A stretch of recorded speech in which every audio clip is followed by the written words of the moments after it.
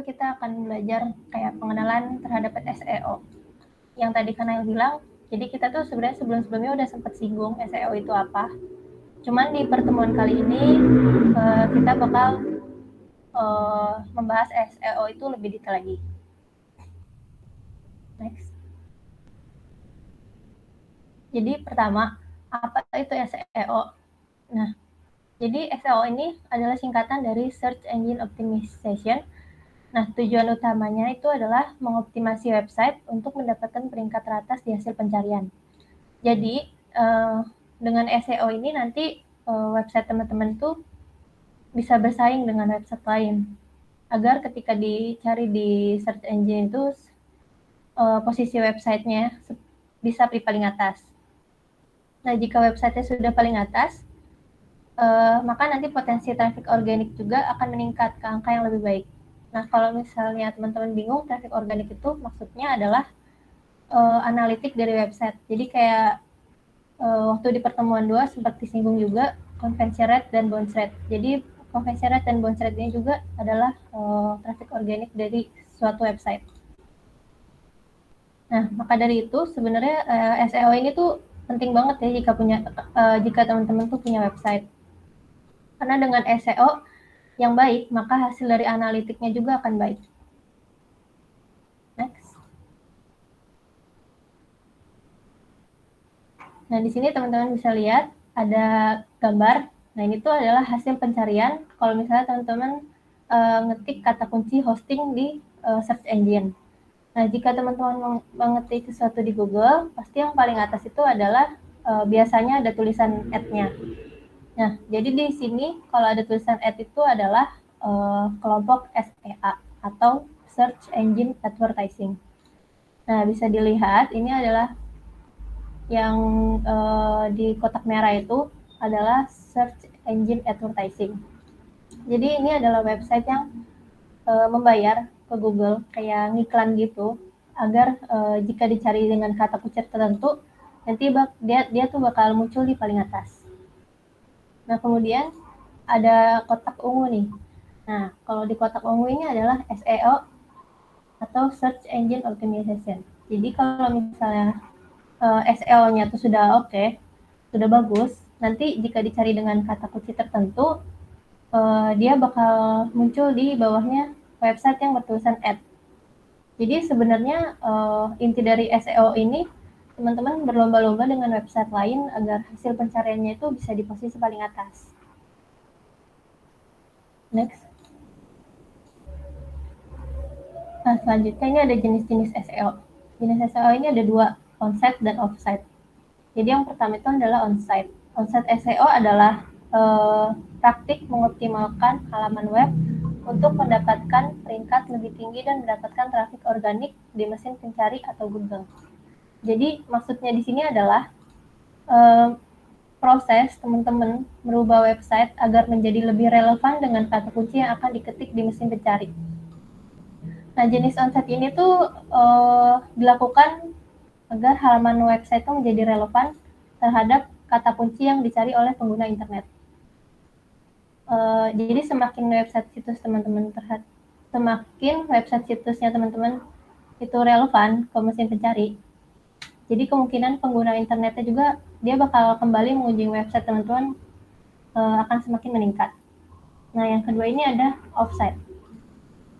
Jadi offsite SEO ini adalah merujuk pada aktivitas yang dilakukan di luar situs untuk mengoptimalkan proses SEO dari luar website.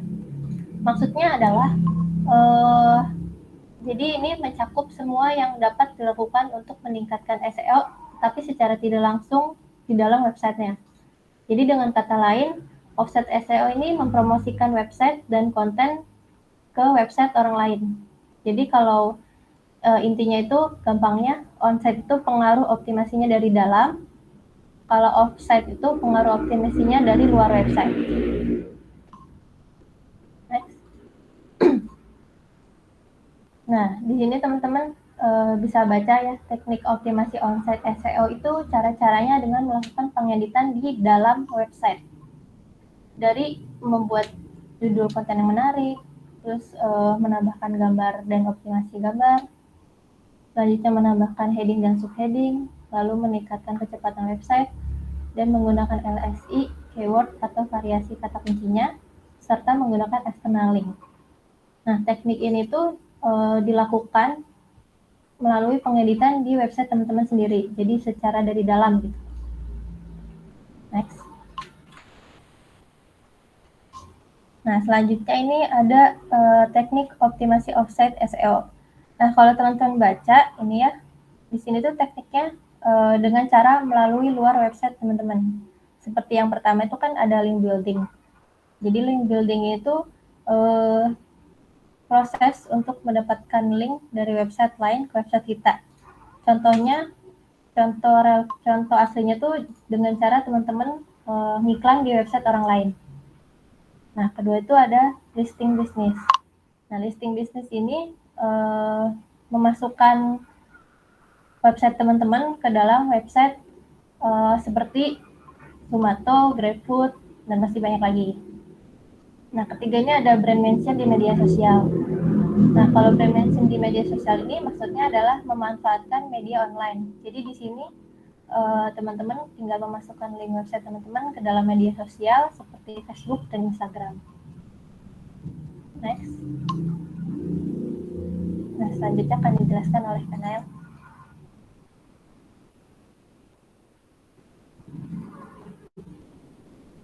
Oke. Ya tadi udah dijelaskan tentang onsite dan offsite ya. Teman-teman satu hal harus diingat kalau onsite offsite mungkin sekarang ini lagi rame kan ya. Teman-teman udah ngerasain onsite nih sekarang nih ya, udah ke sekolah, udah ya walaupun cuma bentar ya, tapi udah ngerasain sama teman-teman yang lain ketemu. Eh itu onsite, jadi di dalam ketemu di dalam suatu ruangan. Nah, sama dengan di SEO, artinya onsite juga di teman-teman berarti mengerjakan sesuatu yang di dalam SEO-nya, gitu, di dalam WordPress-nya gitu ya. Kalau misalkan strategi offsite, teman-teman yang perlu ingat mungkin di sepak bola ada kata offside, artinya seorang pemain di luar area bermainnya, maksudnya di belakang back ya, gitu, offside. Artinya kalau di sini berarti ingatnya SEO itu teman-teman di luar dari area WordPress gitu. Jadi kayak tadi ada yang masukin link keluar, ada yang masukin ke platform lain gitu. Itu SEO tuh kayak gitu ya.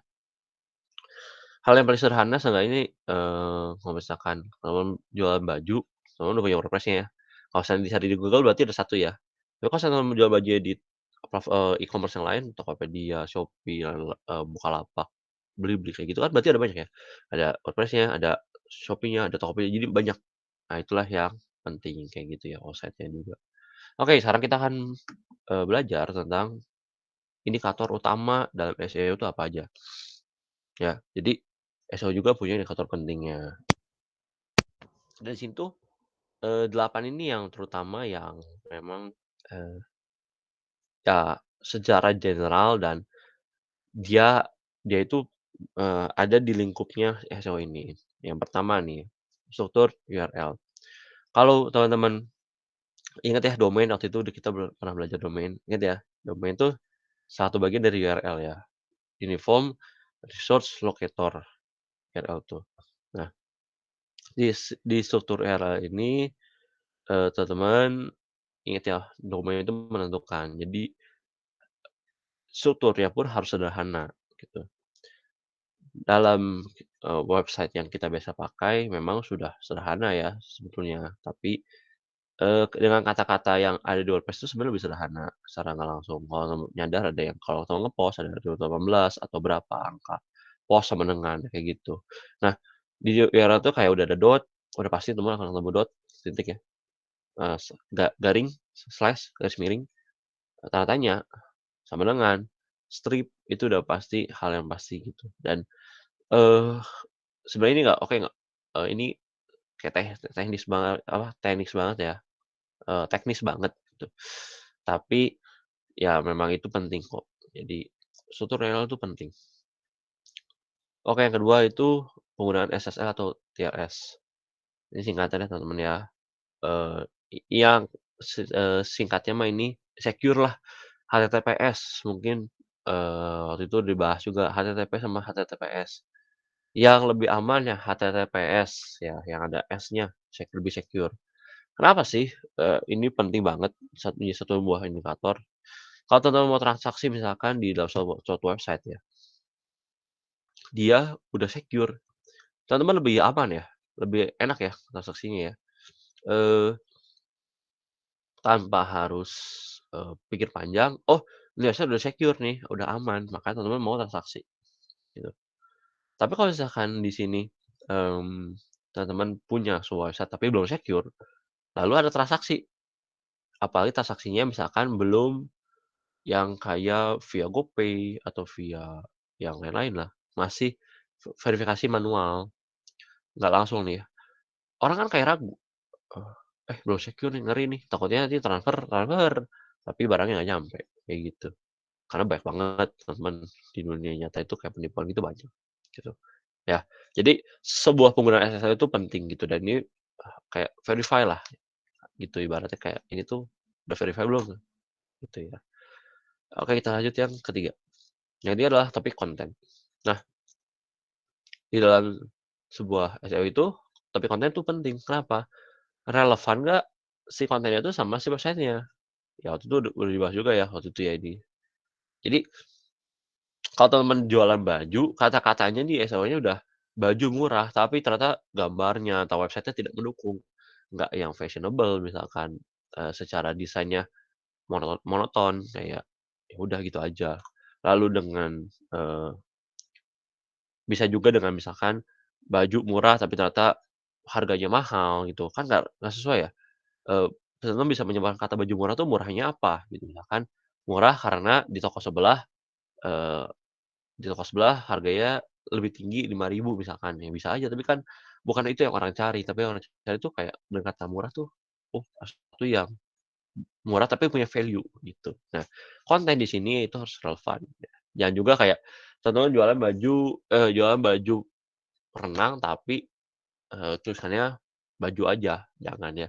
Kalau orang kan biasanya baju renang ya nyarinya nyarinya baju renang, tapi kalau nyarinya baju doang, ya biasanya baju, jarang ada baju renang gitu. Baju ya shirt dan lain-lain. Oke, yang keempat ada search intent. Itu kata kunci, kalau teman-teman ada hafal ya, eee, kemarin waktu pas lagi kemarin ngerjain ya WordPress kelompok, ini tuh ada keyword. Nah, keyword ini mungkin dalam satu kata punya 2 hal yang berbeda atau yang lebih. Kayak contohnya, kamu jualannya, bola. Sebuah kata bola tuh bisa maknanya banyak, bisa bola bola sepak, bola basket, bola futsal, bola tenis, bola pingpong, banyak ya, bola bowling. Nah, tapi sesuaikan dengan kata tujuan yang dicari, misalkan contoh mau jualan bola. Di Indonesia dengan kata bola, bola sepak, jarang begitu. "Oh iya, saya jualan bola, bola apa? Bola kelereng." Jarang banget, tapi bola sepak ya biasanya. Nah itu sesuaikan. Biasanya makanya kalau ini sebenarnya kayak dengan hashtag sebenarnya kalau kalau inget ya, ada hashtag di situ.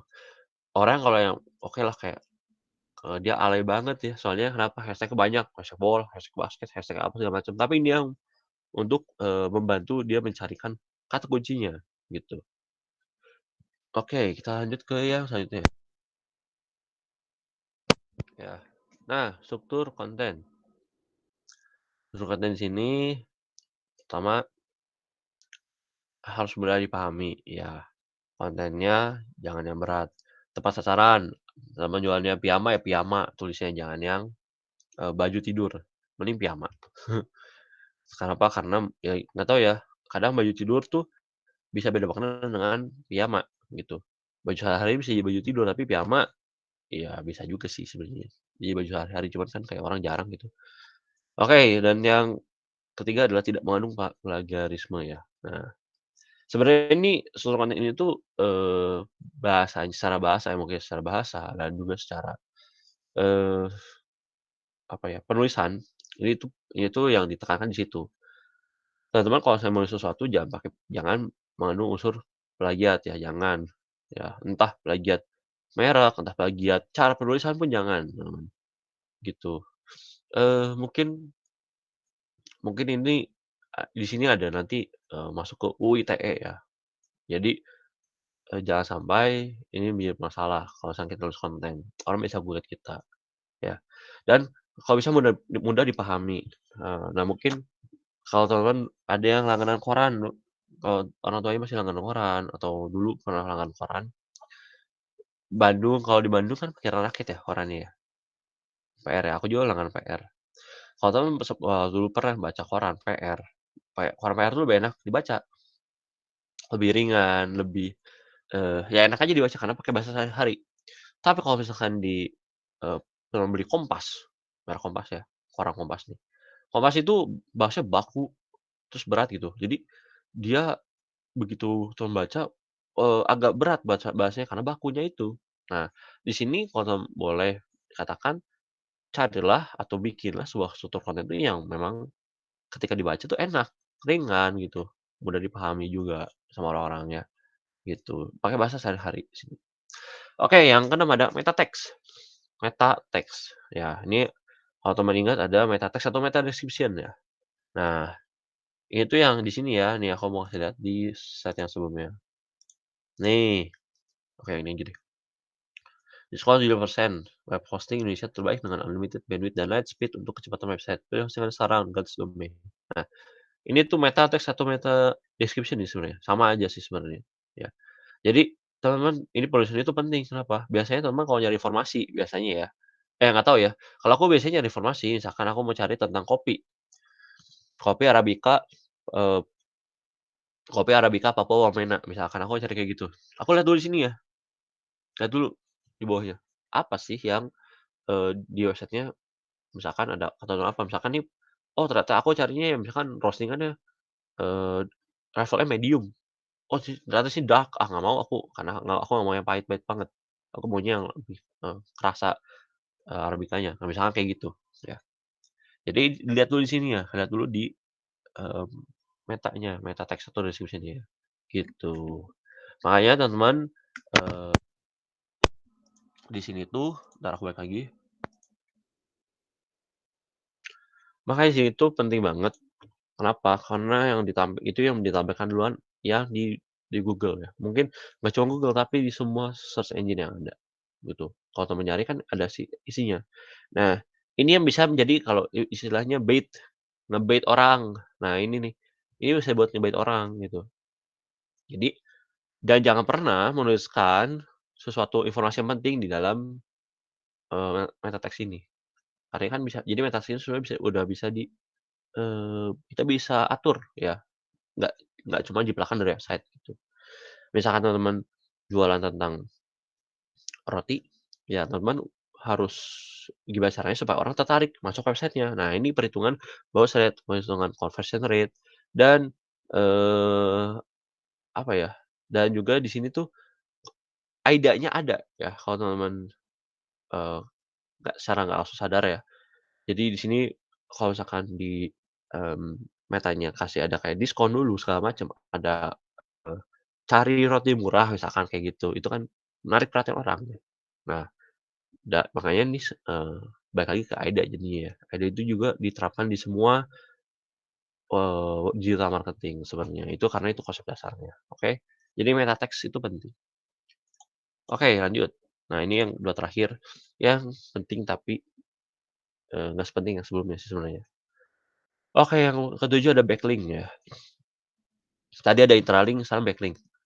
Ya ini mirip-mirip seperti, eee, teman-teman ngasih link, tapi yang linknya, eee, kayak Bitly atau Tiny URL kayak gitu ya. Itu teh teman-teman nunjuk ke link kita pakai link orang, naruh di link atau, pakai link orang lain gitu ya. Jadi sebenarnya sih tujuannya adalah teman-teman, eee, harusnya ya di sini tuh teman-teman berikan, link kalian, link website yang kita itu ada di website orang. Dengan caranya terserah, mau kerja sama sama orangnya, misalkan kalian collab sama teman kalian atau sama orang lain, "Halo boleh nggak saya naruh ini, kita kerja sama, nanti yang ada juga saya taruh di saya." Misalkan kayak gitu. Ini penting kenapa? Ini nanti akan masuk ke eee, perankingan dari Google sendiri, algoritmanya sendiri gitu, ya. Jadi ini juga link yang kita kasih juga, akan sangat berpengaruh. Aku naruh di link orang lain, orang naruh di aku, itu sales kita akan naik.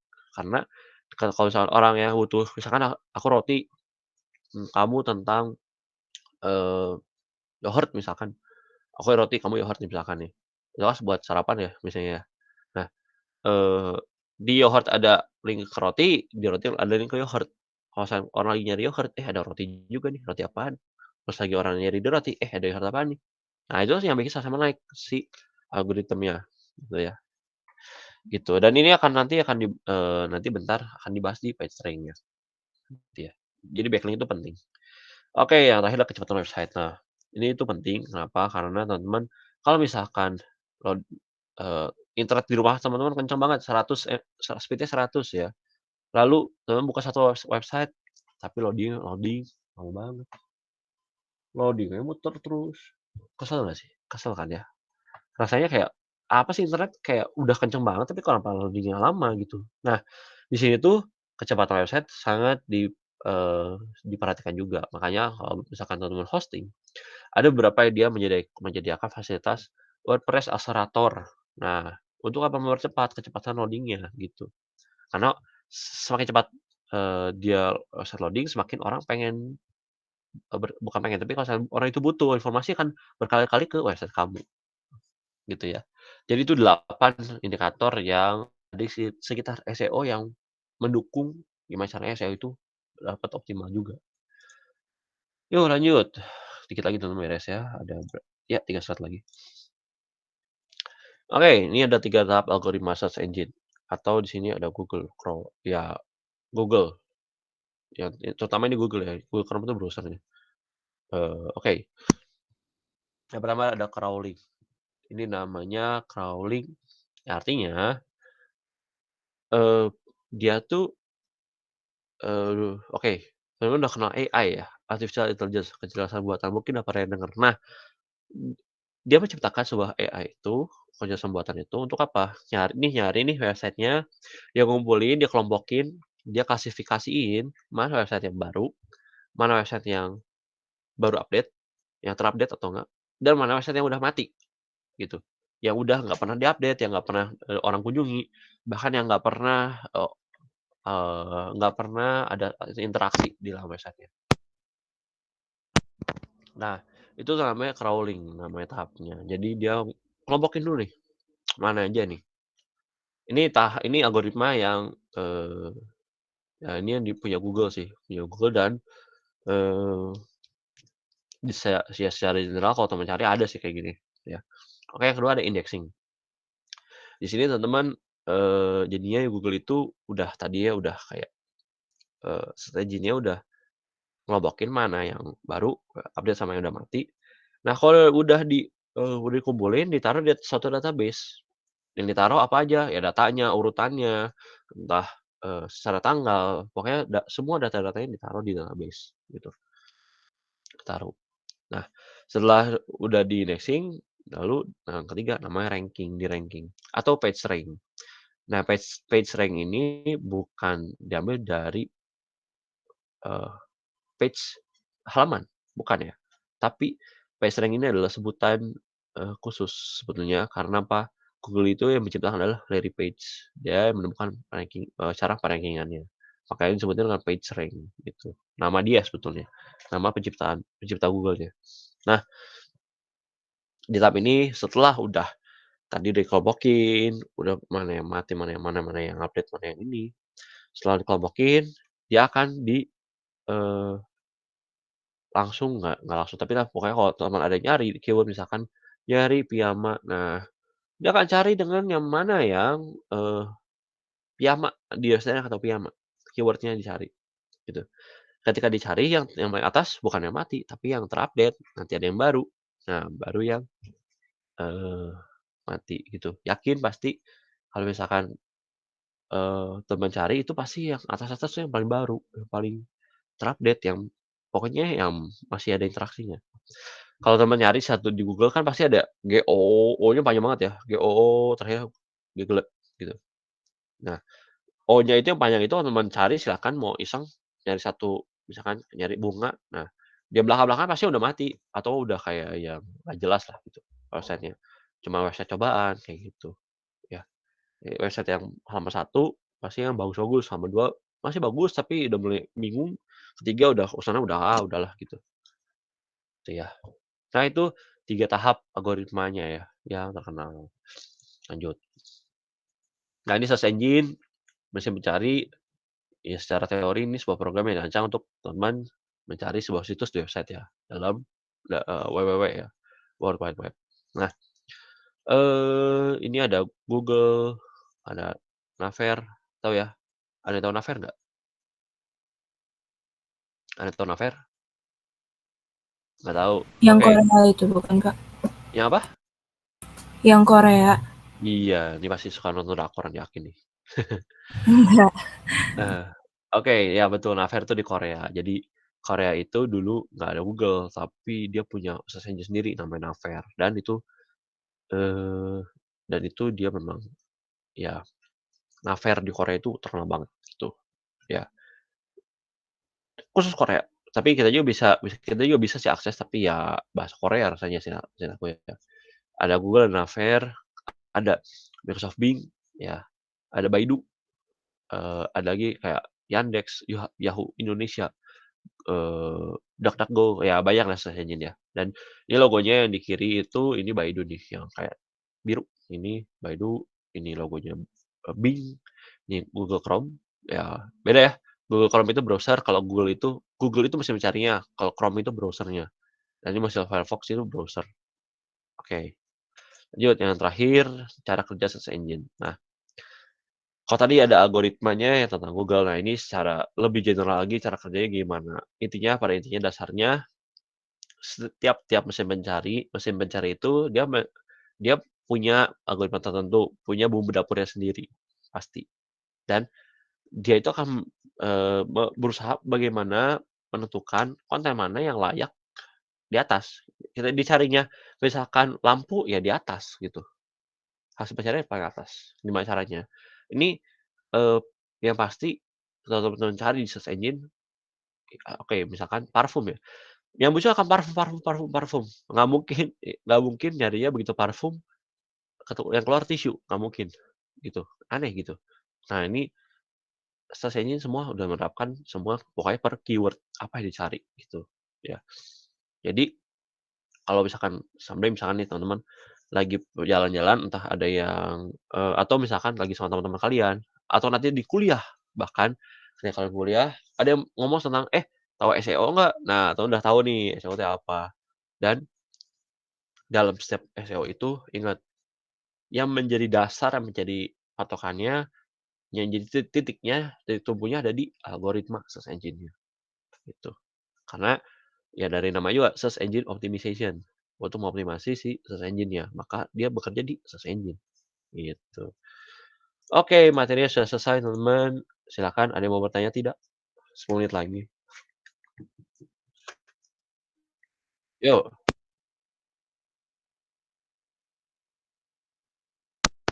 apa yang mempengaruhi kecepatan di website? Oke, yang ngaruhin apa? Yang pertama, datanya. Semakin semakin banyak gambar, video, animasi apalagi sok. Pokoknya semakin banyak 3D, 3D, eee, apa ya, 3D animation-nya lah mungkin ya, di dalam website semakin berat, gitu. Nah, yang mempengaruhi apa? Ya dari akselerator-akselerator itu sebenarnya akselerator itu plugin kok. Teman-teman silakan cari di, eee, plugin di WordPress, banyak kok akselerator kayak gitu. Entah mana yang kerja nggak tahu. Sama seperti halnya gini, kayak di handphone mungkin kalau yang pemakaian Android,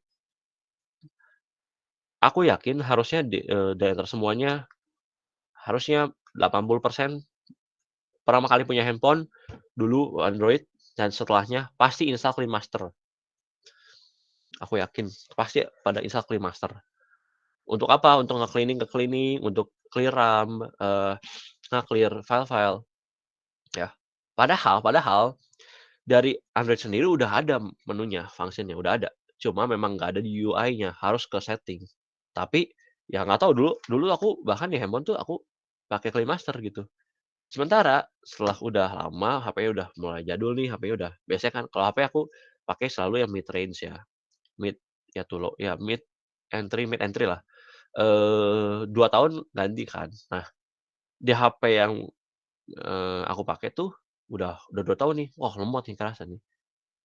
Tapi KliMaster-nya nggak dihapus, padahal lemot, yang bikin lemot justru KliMaster-nya. Jadi teman-teman mungkin kalau yang plugin, nanti kalau misalnya teman cari, di plugin ada akselerator WordPress akselerator. Kita nggak tahu itu kerja atau enggak, kayak kesannya kayak kerja, tapi bisa jadi ngeberatin juga website kita, gitu.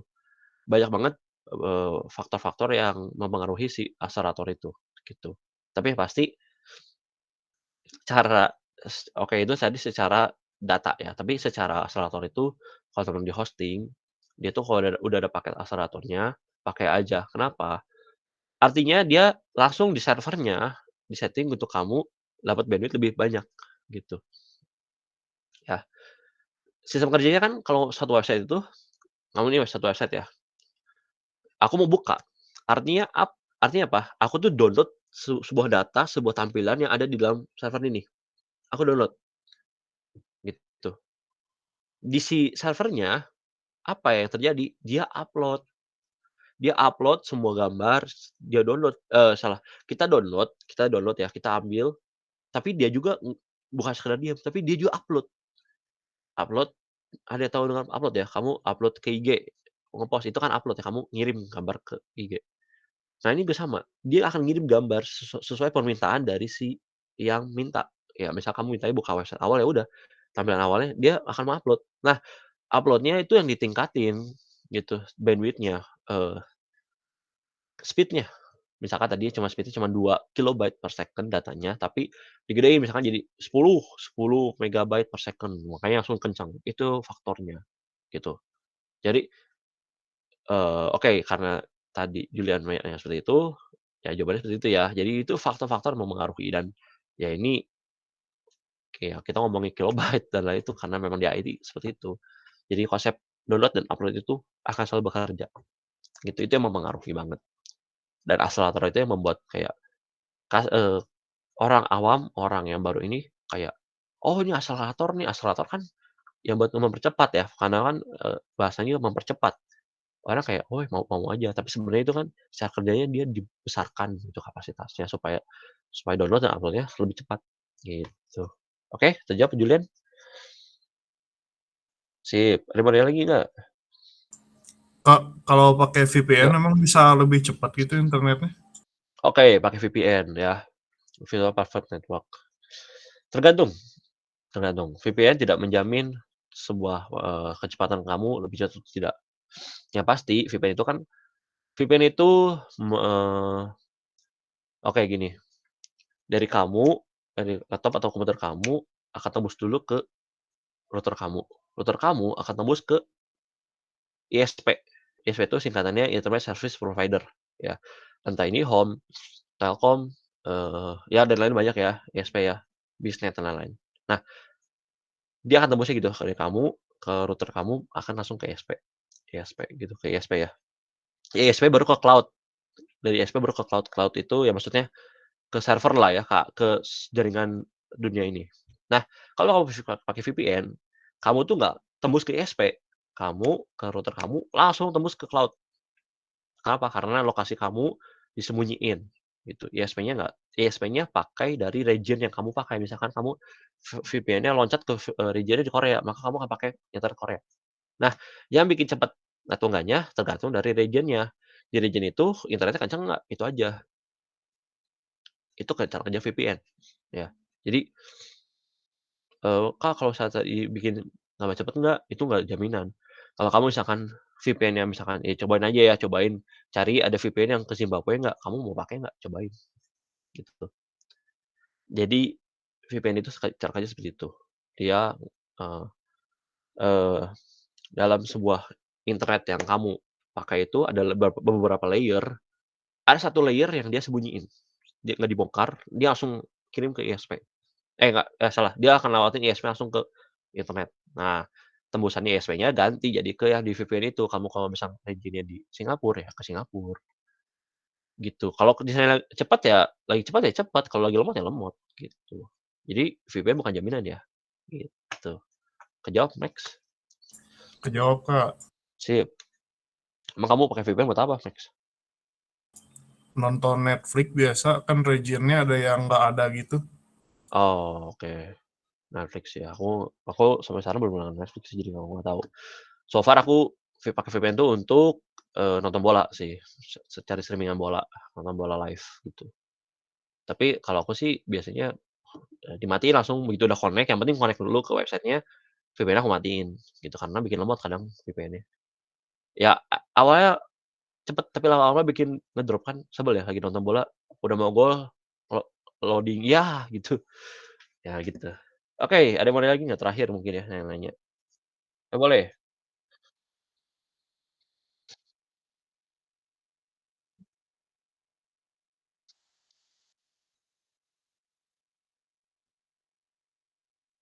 Oke.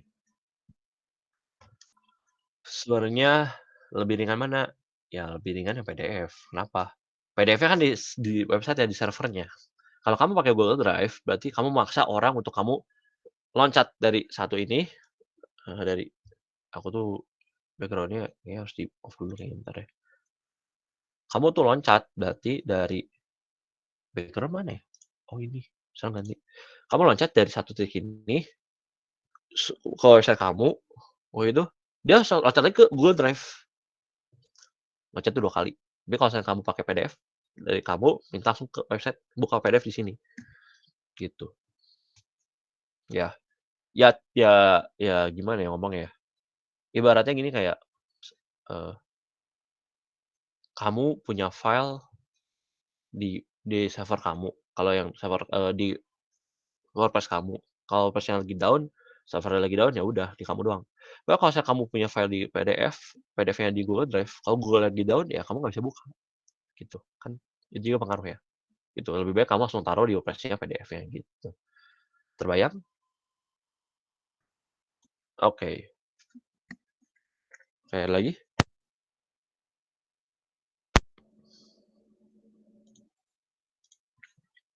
Ada lagi yang mau tanya, teman-teman? Oh, udah jam 1 ya? Oke. Ya. Mau ditutup, Bu? Atau bagaimana?